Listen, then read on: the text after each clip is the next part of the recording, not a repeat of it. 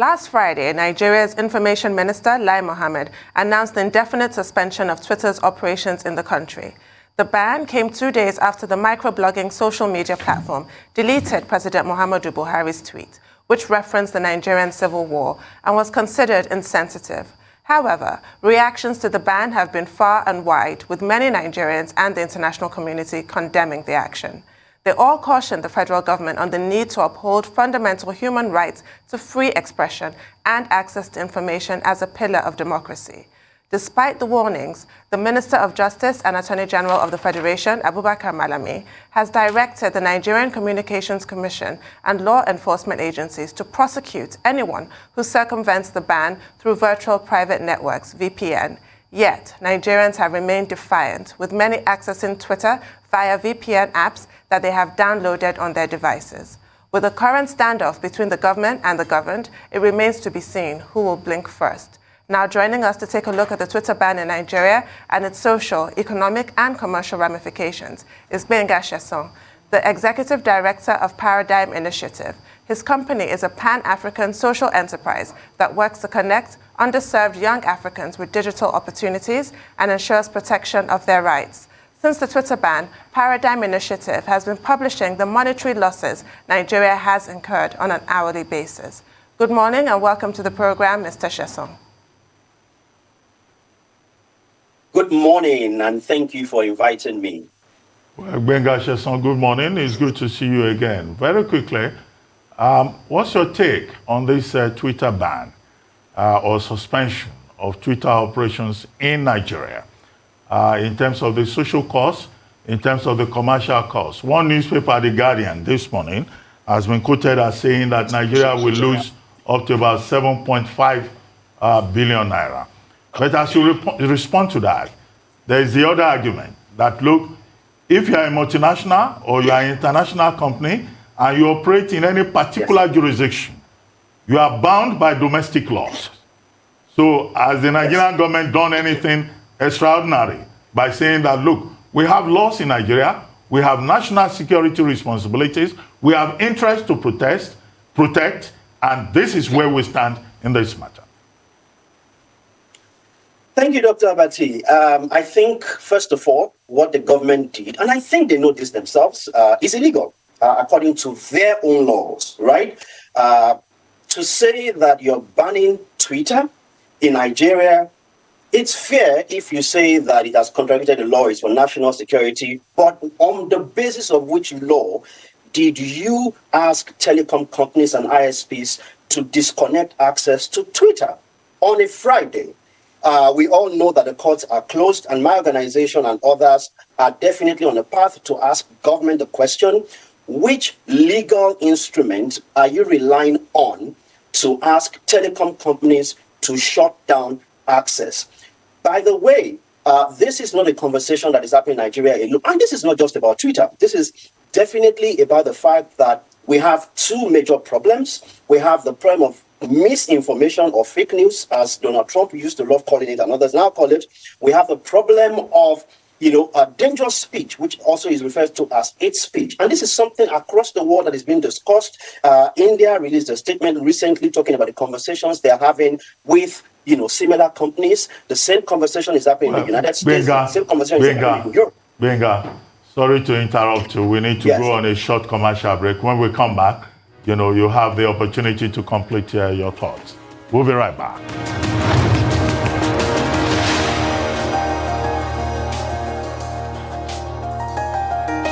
Welcome back to the morning show here on the Arise News channel. Our guest is still Gbenga Sesan, the Executive Director of PAADIGM Initiative. Gbenga, thank you very much for staying with us. Now, you had made a point that, what has been done is illegal. But when I asked that question, I asked you whether multinationals and international companies operating within a particular jurisdiction are not bound by domestic laws. Because the big question is, who is in charge here?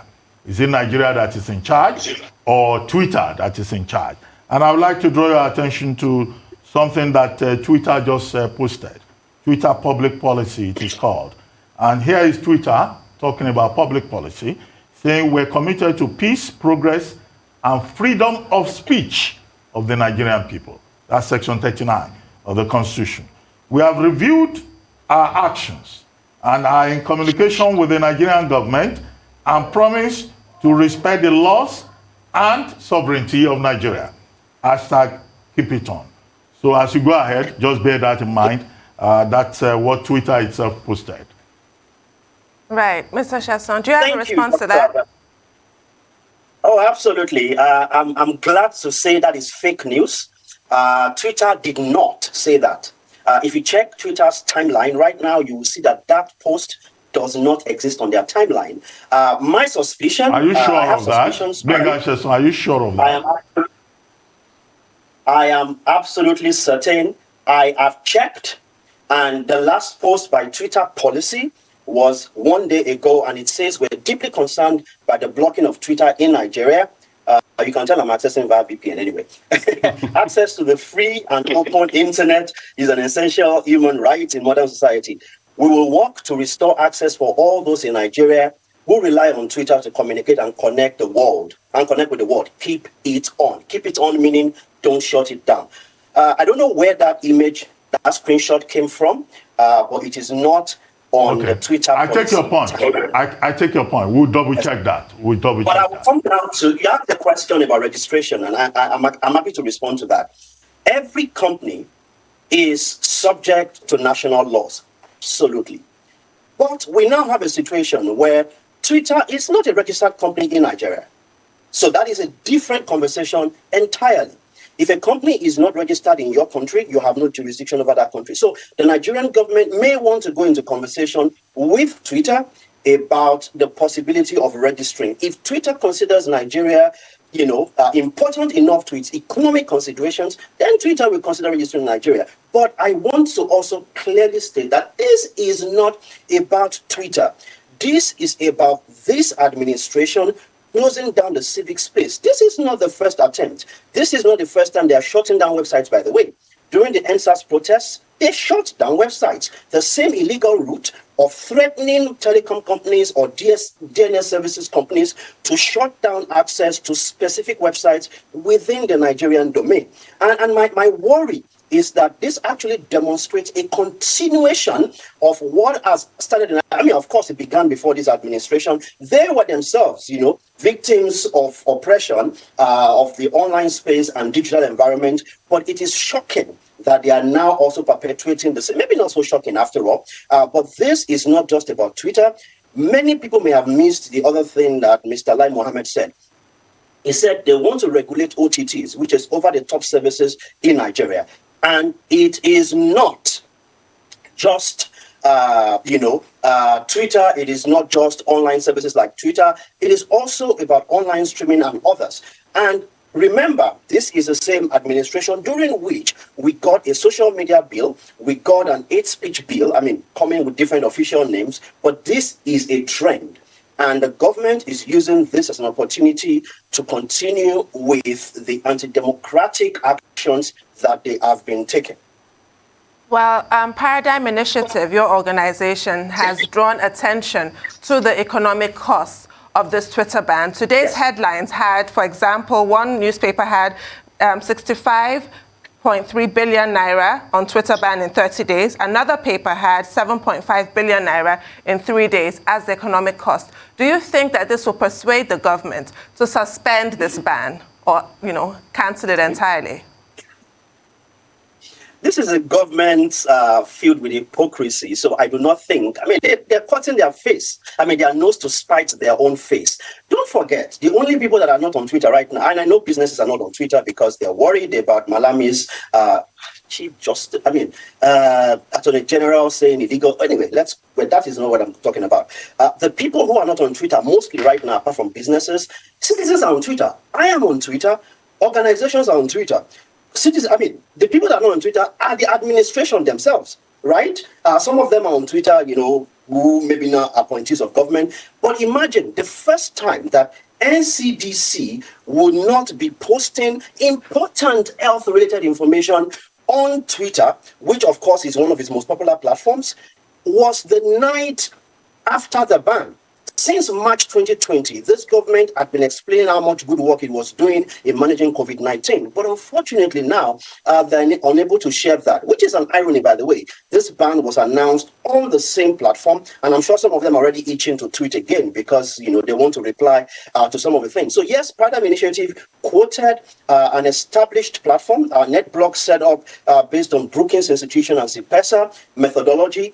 They calculated, and they have a platform that calculates how much any country will lose if it shuts down any application or all applications or the entire internet per hour, per day, and you can calculate on the website. It's the cost of shutdown tool, okay. COST. Okay, Gbenga, real quickly. Gbenga, when you look at it, historically, this is not the first time this is happening, and I'm going to shock you with this. 2016, Yahya Jammeh, the president there of Gambia, shut down the internet. And guess what was trending then? Keep it on. So this keep it on that is trending is not a new trend. That was the same trend in Gambia in 2016 when Yahya Jammeh shut down the internet on the eve of the elections. I mean, what trend are we seeing? Because keep it on now happens to look sort of like a revolution. What trend are we seeing? And how can we bring both parties together? I'm glad. Let me explain the history of Keep It On. Keep It On campaign, which PAADIGM Initiative organization is part of, is a global campaign started by Access Now, a digital rights organization in the United States. And Keep It On is the hashtag that thankfully has now been blessed by Twitter, which is icon. It's the hashtag used to tell governments to keep the internet on, to keep it on. It is a shame when that hashtag is used in any democratic country. And I said democratic deliberately. If the Twitter is, if the internet is shut down in some countries that do not claim to practice democracy, it is understandable because they do not even pretend. They are not hypocrites like we are now in Nigeria. They're not hypocrites when it comes to democracy. They are practicing it. They are not practicing democracy, so they can shut down whenever they want. Yahya Jammeh was a dictator. Thankfully, if you look at the history of shutting the internet, and unfortunately, dictators are very silly. They never learn from history. Every time you try to say something should not be talked about, you make it more popular. It is the reason why censorship never works. When Jammeh shut down in Gambia, the world that did not even pay attention to him before learned a lot more about the Gambian nonsense he was doing. When Museveni, M7, Mr. You Want Another Rap in Uganda, shut down the internet during elections, we were not really paying attention at first. But when he shut down the internet, the whole world started finding out through Keep It On and through other information about the same thing he doesn't want people to find out about. So Mr. Lai Mohammed is just the box top on Mr. Buhari's table. So Mr. Buhari, General Buhari, is embarrassing himself and Nigeria by allowing this to happen. Because the whole world now knows that Nigeria, which is one of the large democracies in the world, is in itself a hypocritical democratic country. And it is very unfortunate. Of course, this didn't start today. It's a history of... Okay, Dr. Betty. Yes, I was going to thank you very much, but it's a double-edged sword. On one hand, you are talking about democracy, the right to free speech, but on the other hand, the Nigerian government is saying that no platform should engage in activities that will compromise the corporate existence of Nigeria. So there are two sides to it, and I think the conversation is useful. But the big point is that, look, nothing should be done to constrict the civic space. And I think on that point, all of us agree. And the Nigerian government has said this is a temporary suspension. It's not permanent. Thank you very much, Gbenga Sesan, for joining us on the morning show today. Thank you very much indeed.